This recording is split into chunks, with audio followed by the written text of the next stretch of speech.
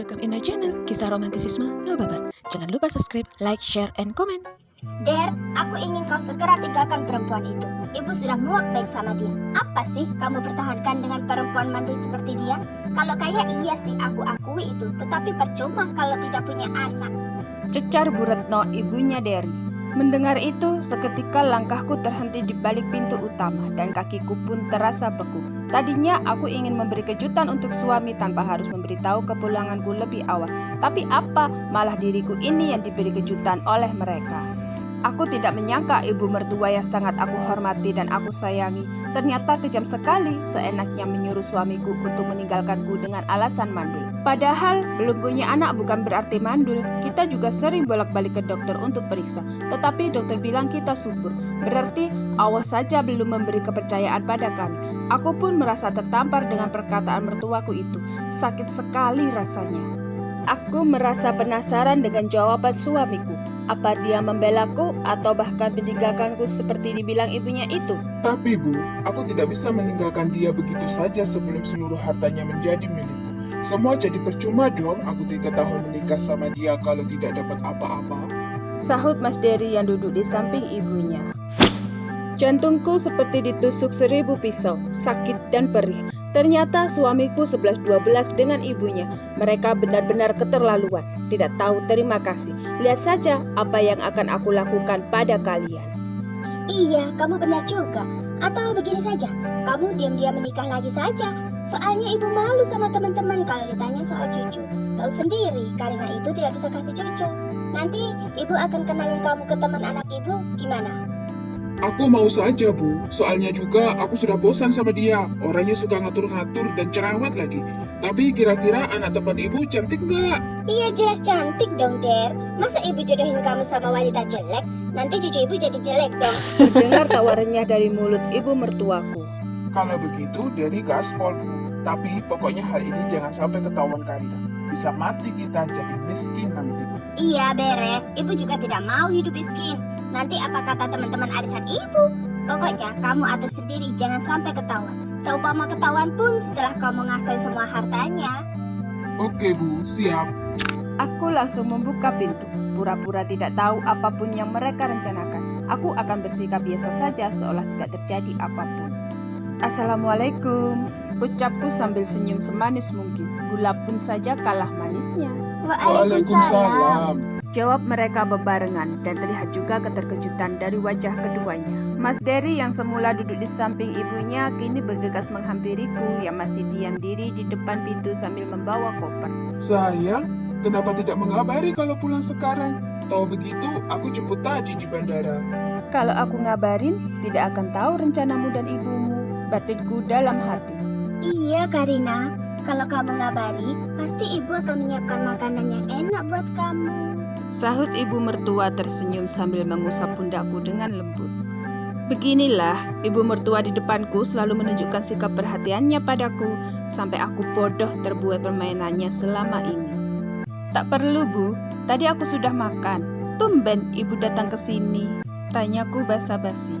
Iya Rin, aku meminta ibu tinggal di sini. Kasihan di rumah sendirian. Ambilkan juga kuliah di luar kota, biar kamu juga ada temannya. Sahut Mas Derry dengan lembut, sikap yang selalu membuatku jatuh cinta. Tapi tidak untuk sekarang, malah membuatku muak. Ya sudahlah, terserah Mas saja, asal ibu betah saja tinggal di sini, jawabku dengan tersenyum kecut. Kalau tidak ada yang dibicarakan lagi, aku mau istirahat, capek. Ayo, aku temani ke kamar. Mas Derry merebut koper di tanganku, dengan tangan satunya merangkul pundakku. Rasa lelah di perjalanan membuatku tidur nyenyak sampai tak sadar sudah malam saja. Tetapi aku tidak melihat kehadiran Mas Derry di sampingku. Kemana dia? Apalagi nonton TV? Tenggorokanku pun terasa kering. Aku lebih memilih mengambil air di dapur. Namun baru 2 langkah kaki ini berjalan terdengar suara tawa seseorang dari lantai bawah. Siapa yang ketawa malam-malam begini? Sepertinya suara ibu, tapi dengan siapa ya? Suaranya asing sekali. Gumamku. Aku berjalan kembali turun tangga, ingin melihat sosok tersebut. Siapa wanita itu? Akrab banget dengan ibu. Gumamku sambil memincingkan mata ke arah wanita berpakaian kurang bahan. Karin, kamu ngapain di sini? Ujar Mas Dery menepuk pundakku, membuatku terperanjak kaget, sehingga membuat kedua orang tersebut menoleh ke arahnya. Karina, sini. Ibu kenalin sama keponakan ibu. Ibu mertua melambaikan tangan. Kemudian aku melangkah ke arah dua orang yang berbeda usia. Aku memandangi penampilannya dari atas sampai bawah. Seharusnya dia tak pantas memakai baju begitu, apalagi di rumah ada seorang lelaki. Karin, kenalin.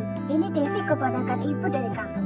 Dia sementara ini mau numpang tinggal di sini sampai dia dapat pekerjaan. Kamu izinkan ya? Kasihan dia, di sini tidak punya siapa-siapa. Hanya ibu saudara satu-satunya. Ucap ibu mertua dengan pandangan memohon. Tapi hanya beberapa hari saja, soalnya rumah ini bukan penampungan orang. Tolong ya, pakaiannya dikondisikan. Aku tidak mau melihatmu berpakaian kurang bahan begitu. Apa kamu tidak lihat di rumah ini ada lelaki? Ungkapku. Halah Rin, kamu tidak usah cemburu begitu. Devi dan Dery kan sepupuan. Tidak mungkinlah mereka saling suka. Ngawur saja kamu. Sahut ibu mertua dengan senyum dibuat-buat. Siapa tahu mereka khilaf. Jawabku jutek. Aku lebih memilih kembali ke kamar meninggalkan mereka bertiga. Rasa haus tadi sudah hilang seketika melihat orang-orang seperti mereka. Sesampainya kamar, aku bergegas mengunci pintu rapat-rapat, mengambil handphone di atas nakas, lalu menghubungi Bara, orang kepercayaanku di kantor. Halo Bar, tolong kamu blokir kartu kredit atas namaku yang dipakai Mas Dery. Dan aku minta tolong awasi dia. Jangan sampai dia memakai uang kantor untuk keperluan pribadi. Jangan lupa, kirim semua laporan kantor ke emailku. Tegasku ketika telepon diangkat. Bukannya apa, aku sering menerima laporan keuangan yang menurutku horor. Makanya aku lebih memilih Bara untuk menyelidiki hal itu. Walaupun sebenarnya Mas Dery tidak tahu kalau itu kantorku. Hal itu sudah dalam perjanjian di keluargaku, karena mereka sempat tidak setuju aku menikah dengan Mas Dery. Baik Bu, aku akan laksanakan perintah Ibu. Makasih ya Bar. Aku mematikan panggilan secara sepihak. Tersenyum miring, membayangkan betapa kagetnya suamiku tercinta melihat kartu kreditnya tidak bisa digunakan lagi. Aku juga tidak ikhlas keluarga tak tahu diri itu memakai fasilitasku. Tunggu saja, aku akan selalu memberikan kejutan buat kalian. Semoga saja tidak jantungan. Gumamku tersenyum sinis. Tunggu cerita lainnya di jam 5 sore. Bye-bye.